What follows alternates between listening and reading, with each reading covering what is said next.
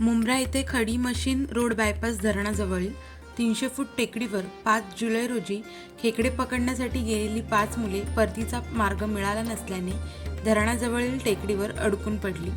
या घटनेची माहिती स्थानिकांना मिळताच मुंब्रा अग्निशमन विभागाचे अधिकारी खेताडे आणि NDRFची टीम बचाव वाहनासह धावले। तसेच मुंब्रा पोलीस ठाण्याचे अधिकारी व वरिष्ठ सामाजिक कार्यकर्ते शमीम खान आणि अशरफ शानू पठाण घटनास्थळी पोहोचले, परंतु पावसामुळे मुलांना वाचवण्यात अडचण आल्याने तब्बल 7 तासाच्या खडतर ऑपरेशननंतर मध्यरात्री 3 वाजण्याच्या सुमारास सर्व मुलांना सुखरूप बाहेर काढण्यात यश आले। अशदुल पिंटू शेख, मोहम्मद पिंटू शेख, ईशान पिंटू शेख, मुन्ना अमान शेख आणि अमीर बाबू शेख अशी या मुलांची नावे असून सर्वजण 9 ते 12 वयोगटातील आहेत।